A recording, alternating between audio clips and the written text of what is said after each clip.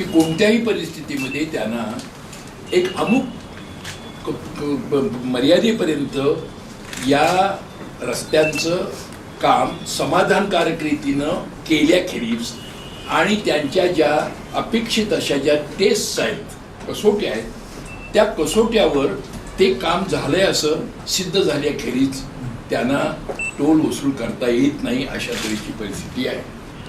तुम्हाला पटत नाही आमचं ऐकून, आमचं एक मुद्दा तुम्ही मान्य करू नका आणि याची छाननी करा ना तुम्ही ऑन युअर ओन. त्यासाठीच ती कंप्लेंट दाखल करून घ्या. आमची कंप्लेंट दाखल करून घ्या आणि एक मिनिट साहेब बघा, आमची कंप्लेंट दाखल करून घ्या आणि जर ती खोटी कंप्लेंट असेल तर 164 प्रमाणे आमच्यावर फिर्याद दाखल करा, आमच्यावर आरोप करा. Conclusion, Supreme Court निर्णयाचा.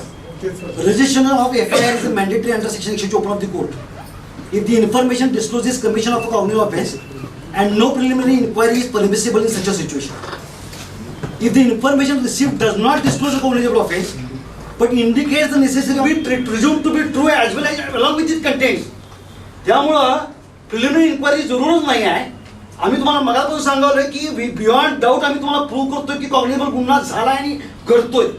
त्यामुळं you don't have any other option other than to file pay.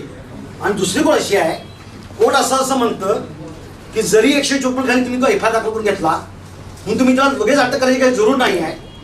You are having all powers to investigate the case. आणि जो सफरर आहे तो मॅलिशियस प्रोसिजर केला आम्हाला तो गुन्हा दाखल करू शकतो आमच्यावर तो. परंतु एका माणसाला वाचवण्यासाठी कोल्हापूरच्या 9 लाख लोकांना दररोज 5-5 लाख गुन्हा करतोय. त्याच्याकडे पोलीस हायकोर्टाचा निर्णय करून मी सांगू शकत नाही. 30 लोकांची बळी गेली आणि त्याबद्दल कोणताही तपास त्या पद्धतीने झालेला दिसून येत नाही. जे काही अपघात घडले ते त्या वाहन चालकांच्या माथ्यावर मारून ते तपास संपवलेला गेला असं दिसतंय. तर त्यावरती देखील चौकशी करावी आणि तसेच आयुर्वेदच्या अधिकाऱ्यांवर कारवाई करावी. त्यावेळेला रॉंगफुल कन्फाइनमेंट आमची होते सर, कारण का राईटफुल मला कॉन्स्टिट्यूशन अधिकार दिला एक डायरेक्शन मूव्ह करायचा आणि मी ज्या वेळेला तिथे जाते तर मला ते अडवतात. त्यामुळे माझं रॉंगफुल कन्फाइनमेंट होते. जोपर्यंत मी टोल देत नाही तोपर्यंत माझं रॉंगफुल डिटेन्शन पण होते सर. त्यामुळे त्यांना रॉंगफुल कन्फाइनमेंट आणि डिटेन्शन पण ही चार्जेस लावण्यात यावी त्यांनी जी सांगितले त्याच्याबरोबर सर. हे सगळे प्रश्न असे येत आहेत. बघा, हे सर्व ॲग्रीमेंट झालेलं आहे. त्याच्यामध्ये police is not a party आहे, हे महानगरपालिकेचा आणि त्याच्यामध्ये ते are decided to be appoint the IRB as a concessioner and so will as you like दिस.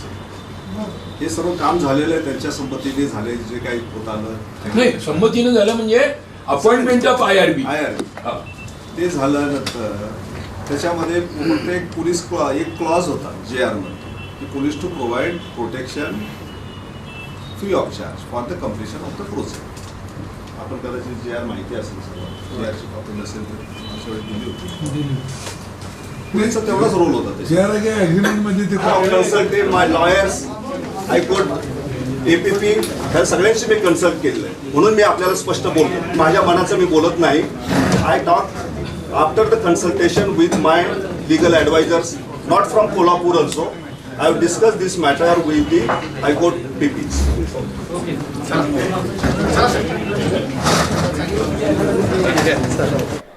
आज टोल विरुद्ध कृती समितीनं जे काही गुन्हे पोलिसांच्याकडे यापूर्वी दाखल केलेले आहेत, फिर्यादी दिलेल्या आहेत, त्या फिर्यादींच्या बाबतीत पोलिसांनी दखल घेत नसल्याबद्दल माननीय जिल्हा पोलीस प्रमुख साहेबांना भेटण्यासाठी टोल विरुद्ध कृती समितीच्या पदाधिकाऱ्यांसोबत बार असोसिएशनचे पदाधिकारी आणि टोल विरुद्ध कृती समितीचे पदाधिकारी असे संयुक्त आम्ही माननीय जिल्हा पोलीस प्रमुख साहेबांची भेट घेऊन त्यांना त्याबाबत ज्या काही फिर्यादी दिलेल्या आहेत त्याची दखल घ्यावी आणि त्यासाठी सुप्रीम कोर्टानं जे काही निर्देश दिलेले आहेत त्या निर्देशाप्रमाणे त्याचं पालन करून त्यावर संबंधित IRB कंपन्यांनी संबंधित शासकीय अधिकाऱ्यांच्या विरुद्ध फौजदारी गुन्हे दाखल करावेत अशा प्रकारची निवेदन करण्यासाठी आम्ही माननीय जिल्हा पोलीस प्रमुख साहेबांना भेटलो.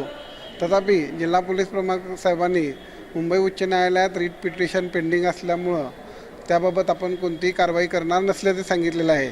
त्याबाबतीत योग्य त्या कोर्टामधून आम्ही फौजदारी कोर्टामध्ये त्यांच्याविरुद्ध गुन्हे दाखल करून त्याबाबत योग्य ते आदेश पोलिसांच्याकडे तपासासाठी पाठवण्यासाठी निश्चितपणानं त्यांच्याविरुद्ध कोर्टामध्ये केसेस दाखल करत आहे.